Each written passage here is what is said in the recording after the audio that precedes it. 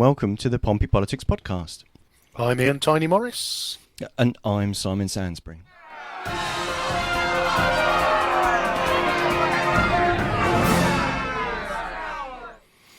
that was a bit loud.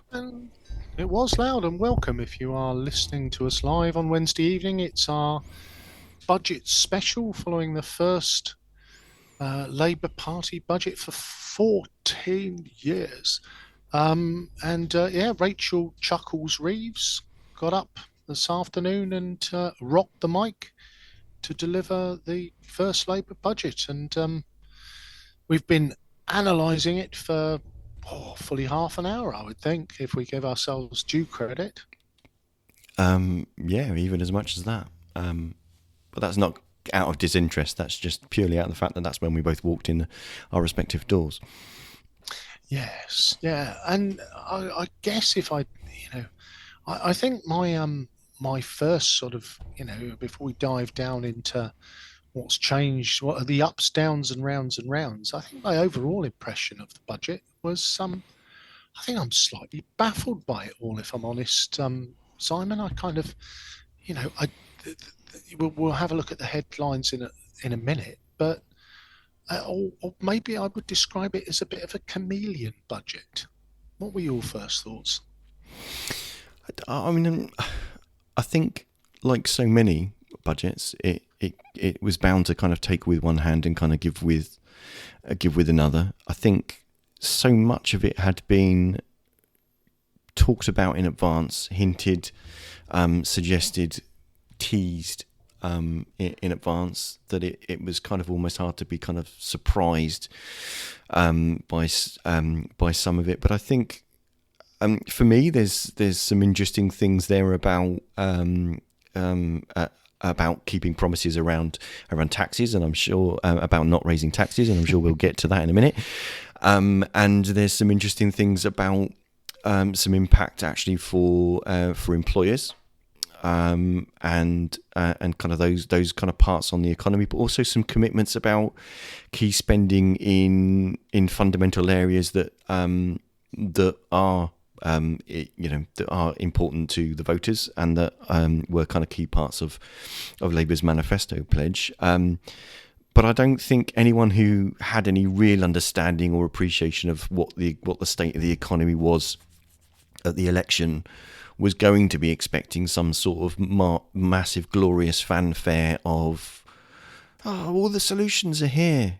But it also did have more of an upbeat tone to it than perhaps was the things are going to be hard for quite a while tone, which kind of seemed to prevail the Labour Party conference, to be fair.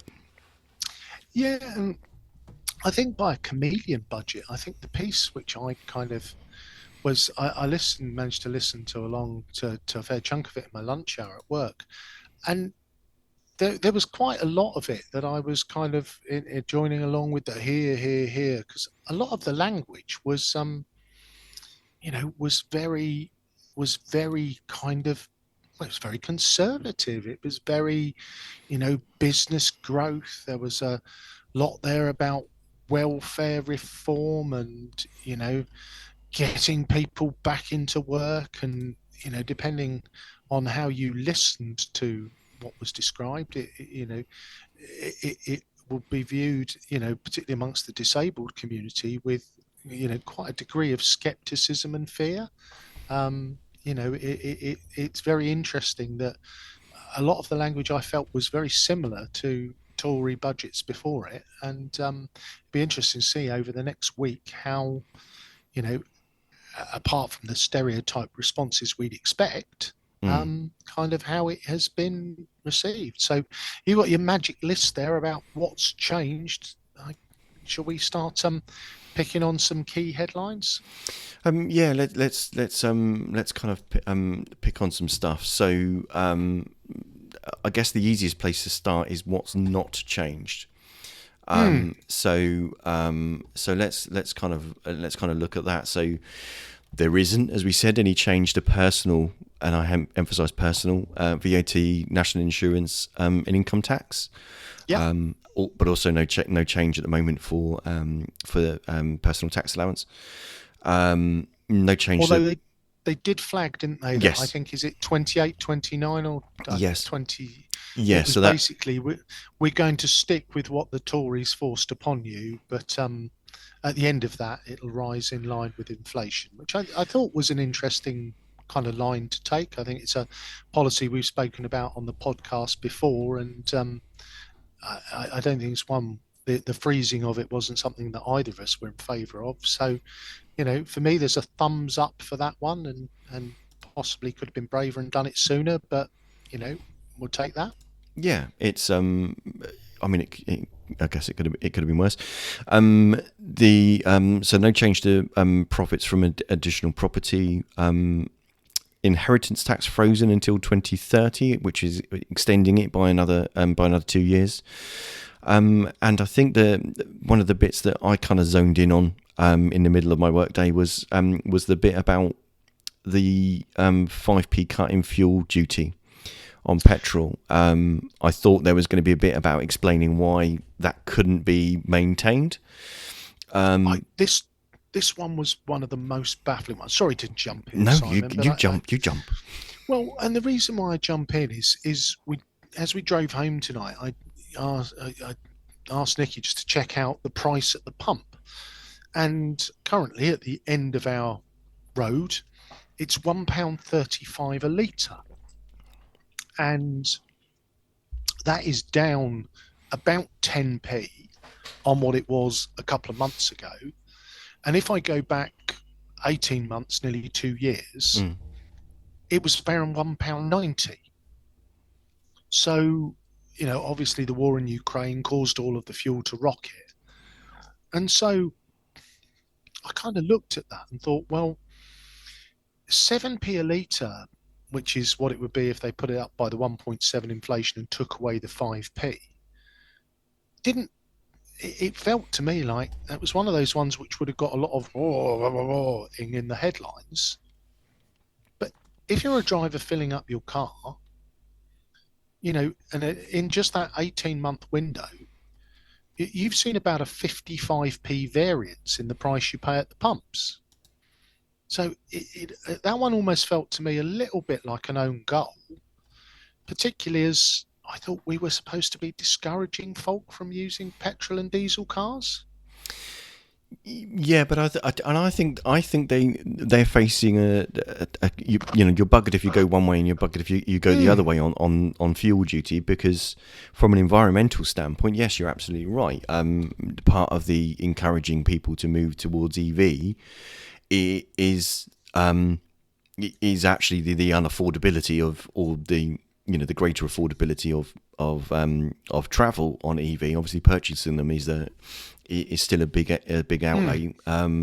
But yeah, so I almost expected them to try to make the case that there's a reason why that would need to come up. But again, I think that when you look at the impact that would have on the cost of living of people, it's a thing that's going to directly hit people in the pocket.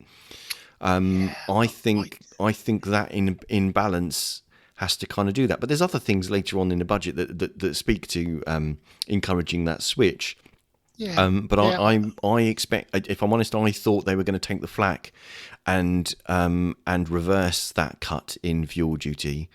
It's like so many things that have kind of led up to this. It's almost like, to a degree, some of them were nice juicy things that were left there, but were eventually going to expire and explode in someone's face and cause a problem.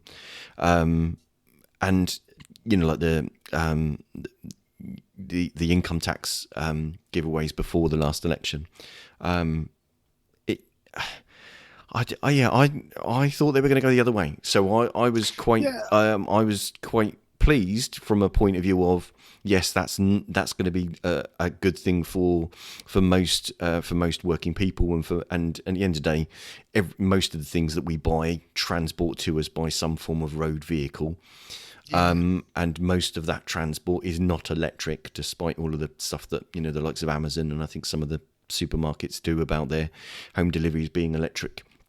And I guess my final point on it, Simon, is it's by my reckoning about 35% down on where it was 2 years ago.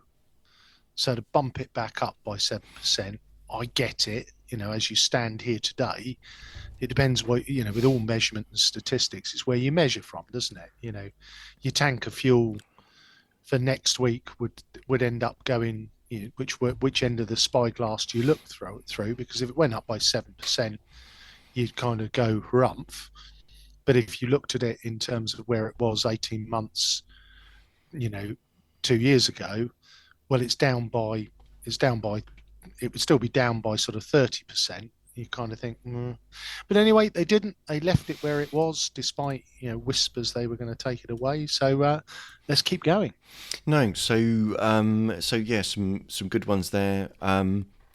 So um, so reductions, employment allowance. So this is what smaller businesses will use to mitigate some of their national insurance liability. That's actually increasing from 5,000 to 10,500. Yeah. So good thing for small businesses there. But then when you look at kind of increases of cost, you start looking at tax band thresholds won't begin rising, as we were saying earlier on, until 2028. A capital gains tax on profits of share sales. The basic rate going up from 10% to 18%, and the higher rate going up from 20 to 24%. Unspent pensions subject to tax from 2027. I think that's going to start pissing some people off. Company NI. See, I think this is the thing where I think there's going to be a small business kind of reaction. Is the NI on of 15% on salaries over 5k from April. It was 13.8% at 9,100k. So it's an increase of a just over 1%, but the threshold has been halved nearly. Yeah, and this is in terms of the laws of unintended consequences. Mm-hmm. I think this one, coupled with the huge jumps in the living wage, this if anything is the one that sort of worries me most when you put the two together. So they announced, I think, that the living wage was going to jump 6.7% to £12 and a bit. Yeah. And that they were going to narrow the age band, and I think the 18 to 21 band goes up to £10 an hour, which is a 16% rise. And I guess when I was doing the sort of sums in my own mind, if you look at businesses which rely on a lot of minimum wage workers, and you add on that sort of that national insurance rise that the employer's got to pay, if their salary costs are going up by a sort of minimum of 7%, and there's another 1% on top for the national insurance rise, that's quite a chunk being taken out of their profit margin. And what we do know about businesses, Simon, is they seldom take those hits on the chin. And I do wonder whether whether the two combined are going to lead to higher price rises. Potential inflation. I think there's I mean, some people have kind of expressed a concern about that. I guess it remains to be seen. I think the government's argument was that was that people with money in their pocket tend to spend it, and therefore that's better overall for the economy. Businesses are going to have to make a decision as to where they kind of trim, where they find those savings from. It will be, I think, a cold day in hell before they start taking a voluntary reduction in profits, or indeed starting to reduce the difference between frontline workers and CEO pay. I don't think that's kind of going to happen. But at the end of the day, I think it's. I mean, that one's kind of set to raise 25 billion.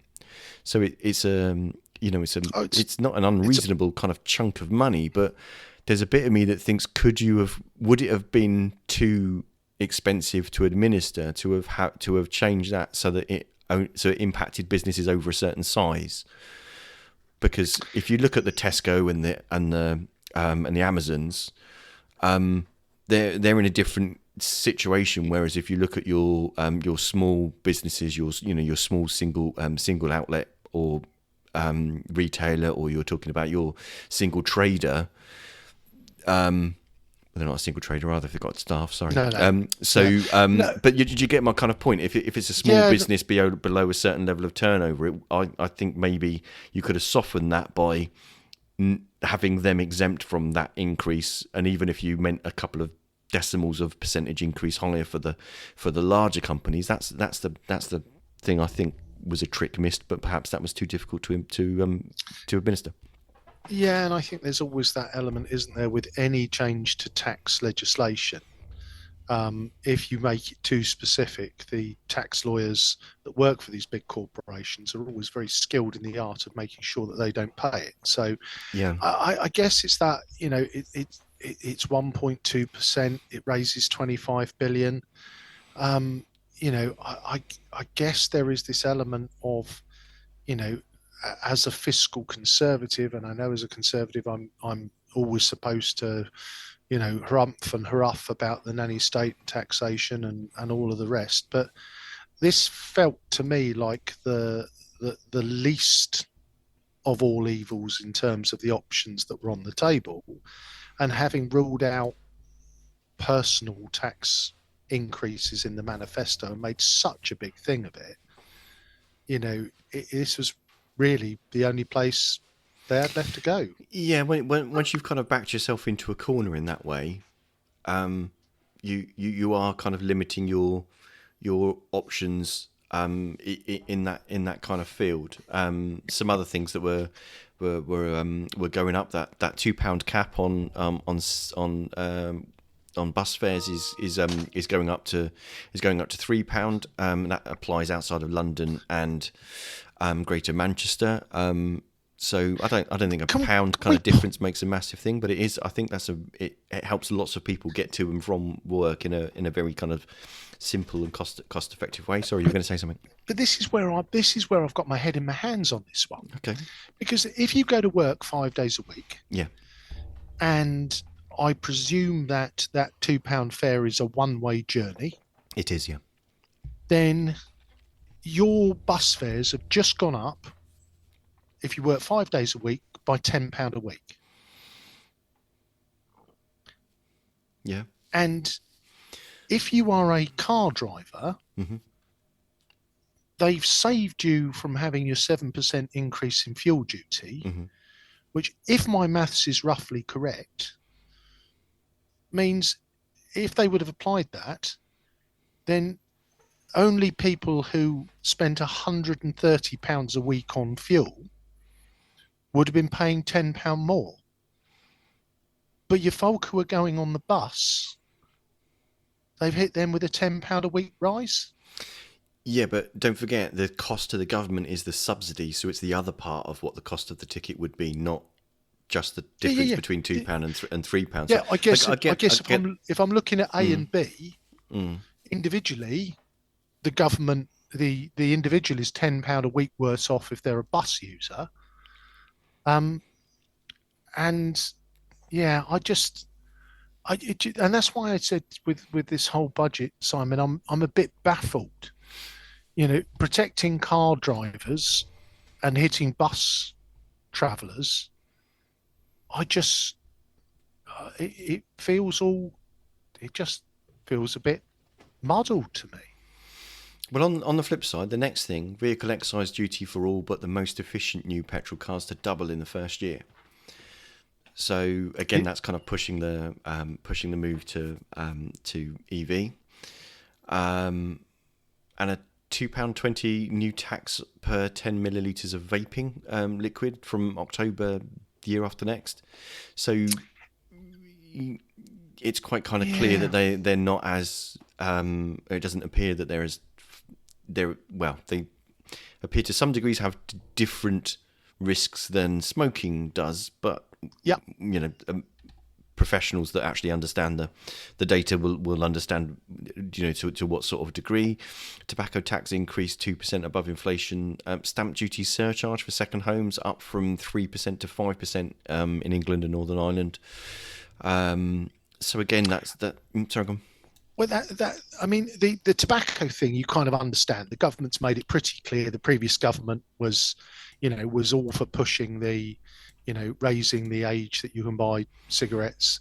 And I think the vaping thing is one of those ones where I think everyone was quite pro vape when they saw it as the, if you like, the step down from cigarettes to vape, from vape to giving up. I don't think what anybody foresaw is a whole new generation of people who didn't smoke, who took up vaping. So, No, they didn't see it it, become effectively the gaseous equivalent of Alco Pops.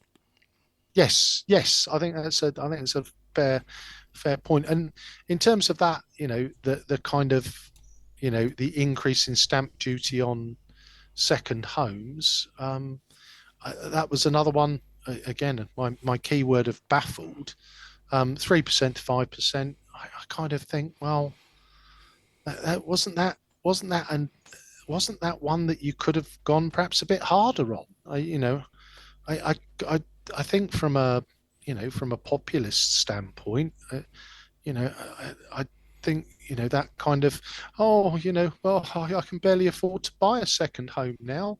Oh dear. You know, yeah, I just Yeah, it just struck me as yeah, and and but there was some other things. So some of the other outliers that they called out that kind of give with one hand and take with the other.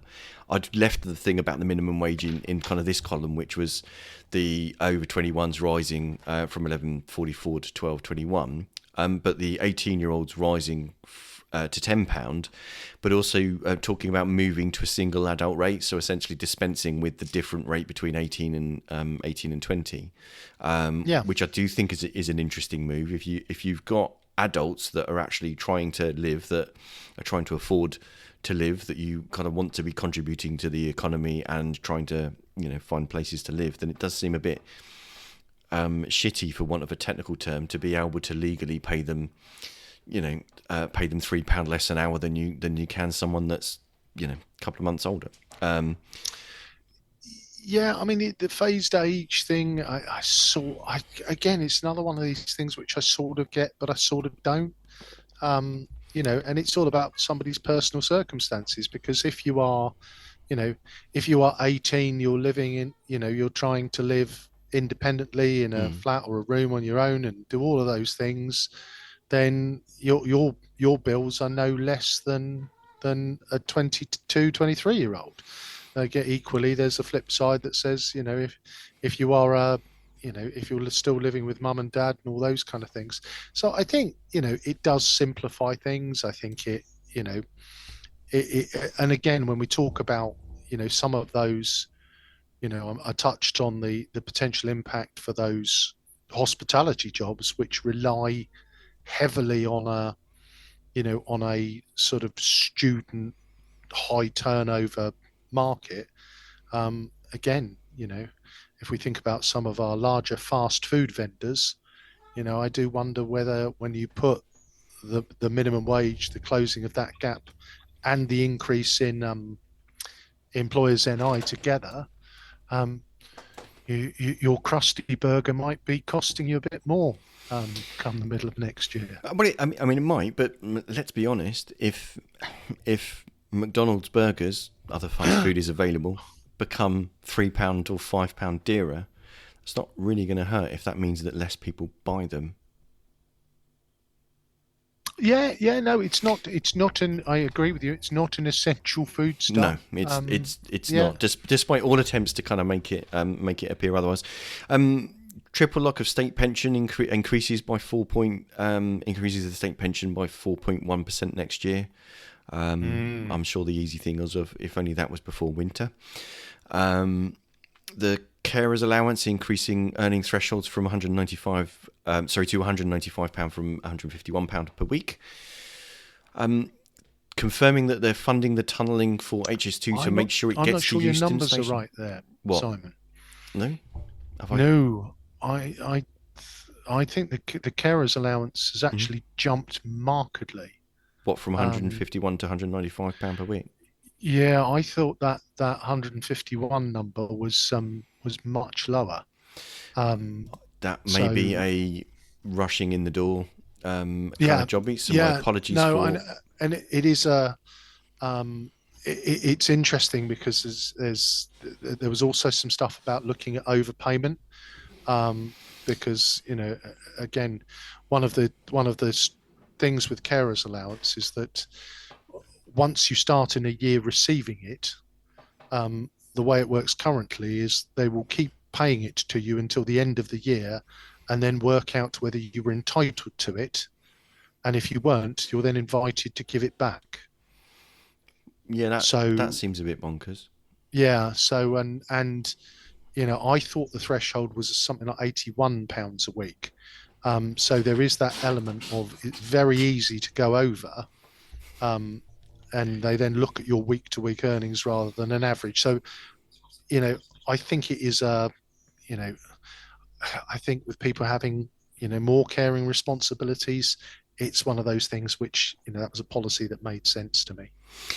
Okay, good one. Some are rushing through the outlines there. So, committing to funding the tunnelling to take HS2 to Euston Station in London, which seems it's bound to be expensive, but a bit of a no-brainer rather than have it start miles outside or on the outskirts of London. You can't kind of really claim it's an inner London connection if it doesn't actually come into London. Yeah, Um, popped up on my Facebook feed from I think 11 years ago, mhm. where I must have stolen it, um, where I had remarked that No, surely not. HS2 will probably be as expensive and as useful as a staircase to the moon. So I've not been a fan of HS2 for a long time, and it seems to be the money pit that keeps on giving. Okay, So well, I get it in terms of you can't stop it 4 miles out of town, but yeah, something what a that's a rare dreadful. thing that you and the Green Party agree on then. Yeah, So this is marvelous. extra £500 million for English potholes. I don't know whether that's just literally printing the money and filling the holes with them. I don't think so, but you might want to. It probably won't. Um, Day-to-day spending on NHS and education to increase 4.7% in real terms this year, but smaller for the years after.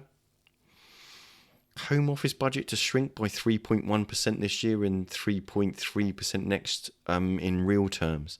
I don't quite know what the Home Office has done to incur the wrath of Rachel Reeves, but Yeah, and I not think as much of that a there, priority. yeah, there was a talk as well of there being a 2% efficiency saving in every department expected, um, kind of every year, which is something she called out. And I sort of get it, and it's always good to look to be more efficient. But yeah, It, yeah, it, it is just, well, I don't know.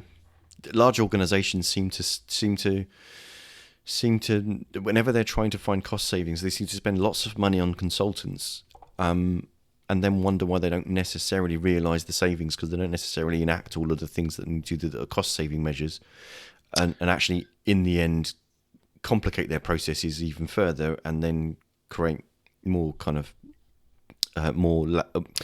reduce productivity as a result, which is the opposite of yeah, what the economy needs. But who knows? Extra £1.3 billion extra funding for local councils. Now that's I'm sure is going to be good news for local councils like Portsmouth, Havant, Fareham, Gosport. yep, It'll be interesting to see how that kind of divs out.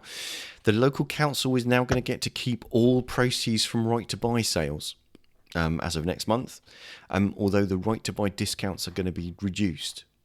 So again, kind of speaking to the flip side of the second home kind of thing that we talked about earlier on, and about the capital gains taxes. mm, It seems a kind of an interesting kind of quandary there. Also, social housing providers allowed to increase rents above inflation in a multi-year settlement. So I don't kind of, if I'm honest, I don't kind of get the logic of, we know we have a housing issue, we know we have a cost of living issue, we know we have some people that are really struggling to be able to afford their rent, but none of these are increasing the amount of housing, which is the only way, supply and demand, the only way you make prices go yeah, down overall is ensure there's more provision of it. None of this, and again, this is a quick look, so maybe there was something else that I missed, yeah. that's going to lead to there being more properties being built. I think I don't kind of see anything like that. And again, the affordable homes budget boosted by, so I've said 500. I think that's meant to be 500 million, but runs Yeah, till 2026. So again, it's another baffling one, isn't it? Because yeah, if I look at well publicised Hampshire County Council hmm are 176 million in the hole for April, and they've been looking to make some really really tough decisions on what services they cut and where they can save. hmm Well, that policy seems like a green light that the more of their housing stock they can flog off cheap for cash, the more they can close that hole because they get to keep all of it. It's and again, there might be some accounting rules behind it that stop them doing that, but I'm but the to some degree, I mean, some of the because Portsmouth has kind of done a lot of buying back houses that were or mm, properties that were previously sold under right to buy, but they have still sold off some properties that, and I think there were some examples that we looked at last year where the case that I think we'd heard from Darren Sanders, hadn't we, where these were essentially properties that it was going to cost the council too much to maintain them or to upgrade them in yeah order to meet current standards. So in those sorts of situations, they're better to dispose of them and then kind of look at other ways yeah of either building new or repurchasing basically stuff that's kind of already been sold before. But I do find it kind of like a strange kind of cyclical thing. But to me, I kind of keep coming back to the supply versus demand side. The only way really to kind of make a dent in it is to make sure that there's more supply. And that involves, I don't know, it seems like a groundbreaking policy, but that does involve building more houses. yeah, and I think you can restrict the demand and Yeah. that second house. But I guess if, with the average price of a house now well over 200,000, if you've got the spare cash knocking about to buy another one, then, the stamp duty on that was £6,000 before, it's £10,000 now. Um, I don't see that 4,000 as being a deal breaker if you've got a lion's share, 250,000 laying about in No, if ready. So if you're in that situation, and the last one I kind of made a note of there was 11.8 billion for victims of the infected blood scandal, and yeah, 1.8 billion for the victims of the post office scandal. and I guess where I get to with the hmm whole budget is, lot of noise about 40 billion in tax rises. That's the kind of Yeah. headline, and I'm sure later this evening I will get an email from the Conservative Party, and that will be their lead story. I think the bit for me, Simon, is that it felt like an awful lot was given away. And that's not to say that the victims of the blood scandal or anything else, but we sort of glossed over a 13 billion pound bill there that the government's going to settle, and the infected blood dates back to I think to the 70s and 80s. So, it is sweeping up the mess of other folk gone by. The piece for me, which is I couldn't get my head around, was there was an awful lot of leaks about changing the fiscal rules to borrow more, Oh yeah. and that was never going to be called out, or I think it was in the speech somewhere, but it was delivered in such a way that I couldn't understand it. It feels to me, this budget feels to me like the the tax increases are there, but they're sort of a bit hidden. There is more money being sort of thrown about for, the things, as you say, that the voters rightly care about, health, education, etc., etc. But I'm not sure that I've got a sense of this being a balanced budget. It feels to me like more is being given away than is being brought in. And that might be, I hold my hands up, my innate suspicion of the Labour Party and their history of borrow, tax, and spend. But I'm sort of searching for I haven't found too much in there that sort of seems to make sense to me in terms of a consistent message. I think one thing that is universal with budget announcements is that the announcement itself, while salivating of interest, it's how the economists, the analysts, and the media pick it apart over the next couple of days, Mm.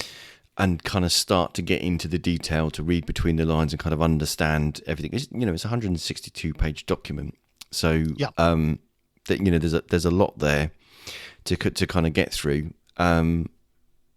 So I think it will be interesting to see kind of what comes away from it. I think the opposition response was, to be honest with you, was entirely predictable, in the sense of, well, this is what we were expecting to see. You said you weren't gonna raise taxes, and you did. So I don't think there's any surprises there.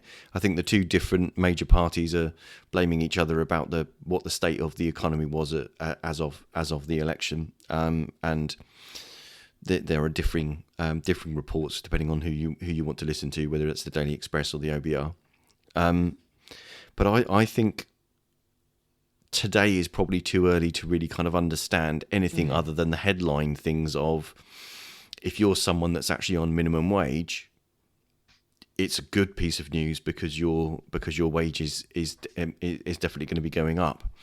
If you're someone that runs a small factory or something that's got 50 staff, then you might be starting to think, oh, bloody hell, how much is this gonna Yeah.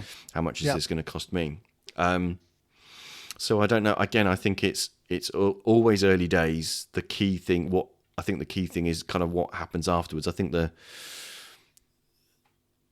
budget last year seemed to be really tried, or was presented to be kind of really upbeat and exciting, and essentially lowering taxes X Y Z. But then as it was picked apart, it was kind of shown to be kind of quite the opposite over the next few days. So I think the key thing, having actually just rushed out and decided to have a podcast on the night of the budget, I think the interesting thing will be to see how it's unpacked, but how it hits people from day to day. Yes, I think there's some really good things in there, but I also think, like you say, there's some things that seem to kind of contradict themselves.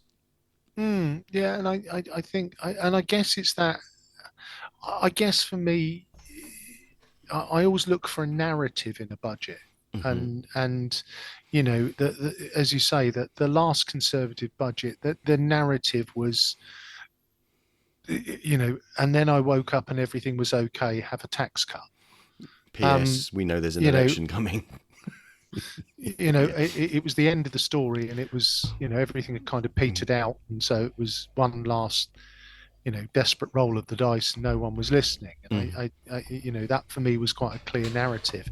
I think that the piece for me, as I've said in this one, is that it's this mix of lots of kind of rhetoric in there about being socially responsible, lots of rhetoric in there about, not raising personal taxes, and as well as rhetoric, that's the truth. There have been no personal taxes raised.